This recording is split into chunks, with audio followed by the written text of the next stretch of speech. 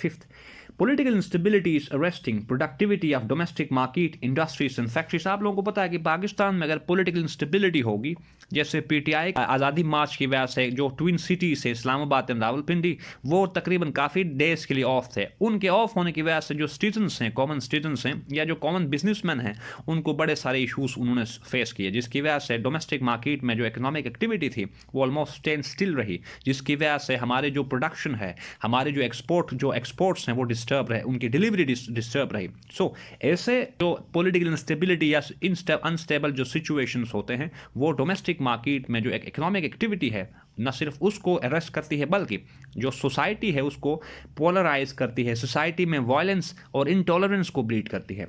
आगे अगर चले जाएं कि political instability is narrowing export base and their delivery and thereby leading to trade and current account deficits. जैसे ऊपर हमने बात की कि अगर पॉलिटिकल रेलम में इंस्टेबिलिटी होगी तो उसकी जो इम्प्लीकेशंस हैं या रेमिफिकेशंस हैं फॉर कंट्रीज मैक्रो इकोनॉमी वो भी सीवियर हैं। Next, seventh, political instability is perpetuating reliance on external aid thus compromising sovereignty. अब पाकिस्तान में आप लोगों को पता है कि Pakistan since 47 onwards Pakistan has been a dependent nation जो कि फॉरेन और एक्सट्रानियस एड्स पर डिपेंड करता है। अब अगर पाकिस्तान एड या फॉरेन असिस्टेंस पर डिपेंड करेगा तो उसका मतलब यह है कि पाकिस्तान अपनी फॉरेन पॉलिसी मेकिंग में जो इनपुट चाहिए होता है वो पाकिस्तान लेगा फॉरेन कंट्रीज से, because as we know that assistance is always attach with strings या strings are always attach with aid. So एक इशू ये है कि पाकिस्तान में जो पॉलिटिकल इंस्टेबिलिटी थी, उस इंस्टेबिलिटी की वजह से जो इकोनॉमिक वॉलेटिलिटी थी उसने न सिर्फ पाकिस्तान को एक डिपेंडेंट नेशन बनाया, बल्कि पाकिस्तान की जो फॉरेन पॉलिसी है, पाकिस्तान की जो सॉवरेनिटी है, उसको भी इम्पैक्ट किया। आगे चलते हैं कि political instability is eroding business confidence. आप लोगों को ये पॉइंट समझ आ गया है। Next, political instability is crowding out prospects for foreign direct investment. अब अगर पाकिस्तान की डोमेस्टिक मार्केट में एक अनसर्टेनिटी होगी, यहाँ पे लॉ एंड ऑर्डर सिचुएशन अगर यहाँ पे सही नहीं होगी तो बाहर से कोई इन्वेस्टर आके यहाँ पे इन्वेस्ट नहीं करेगा। अब अगर यहाँ पे इन्वेस्टमेंट नहीं होगी तो यहाँ पे डेवलपमेंट नहीं होगी, इन्वेस्टमेंट नहीं होगी तो यहाँ पे जॉब क्रिएशन या एम्प्लॉयमेंट अपॉर्चुनिटीज अवेलेबल नहीं होंगी। एम्प्लॉयमेंट अपॉर्चुनिटीज अवेलेबल नहीं यहाँ पे होती तो फिर यहाँ पे पॉवर्टी बढ़ेगी, poverty leading to frustration culminating in domestic unrest, और जिसकी वजह से जो नेशनल इंटीग्रेशन है थ्रेटन होगी। आगे अगर चले जाएं तो political instability is diverting attention या government's attention away from development to security and exhausting state's potential।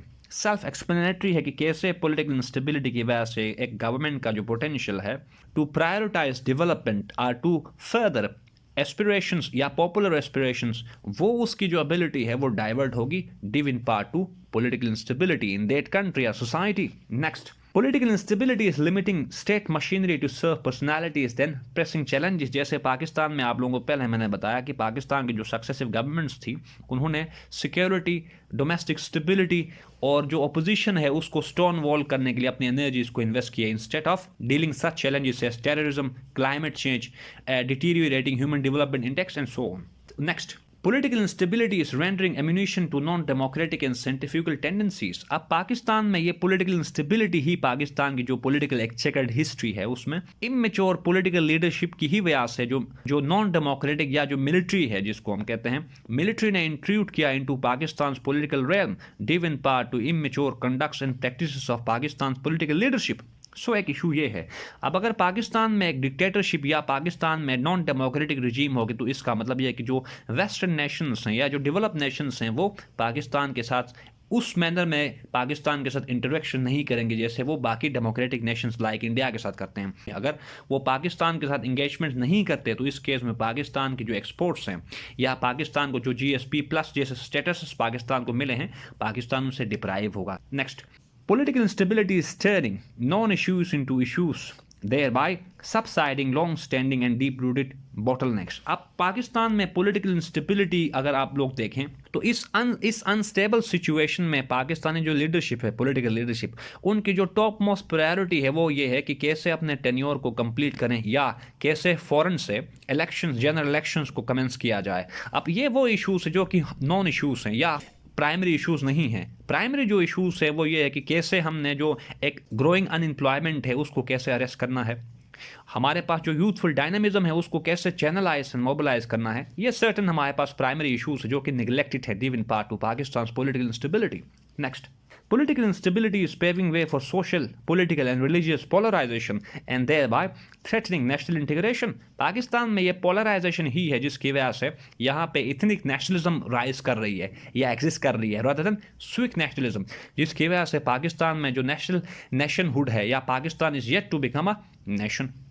Next, political instability is eroding a country's reliability, strategic autonomy and sovereignty। जैसे मैंने ऊपर आपको बताया कि पाकिस्तान चूंकि एक एड डिपेंडेंट कंट्री शुरू से रहा है, तो उसकी वजह से पाकिस्तान की जो स्ट्रेटेजिक ऑटोनॉमी है या पाकिस्तान की जो एक अथॉरिटी या सॉवरेनिटी है वो कंप्रोमाइज रही है, क्योंकि हर वो कंट्री जो कि फॉरेन असिस्टेंस पर डिपेंड करती है वो इंडिपेंडेंटली एक फॉरेन पॉलिसी को ऑथर नहीं करती या प्रैक्टिस नहीं करती। अगर फॉरेन पॉलिसी डोमेस्टिक एस्पिरेशंस को या पॉपुलर एस्पिरेशंस को एक्सप्रेस आर रिप्रेजेंट ना करे तो वो जो फॉरेन पॉलिसी है वो एक्सटर्नल होती है ना कि इंटरनल, एंड उस नेचर की फॉरेन पॉलिसी डोमेस्टिक इंपॉर्टेंस या डोमेस्टिक जो इंटरेस्ट है उसको सर्व नहीं वो करती।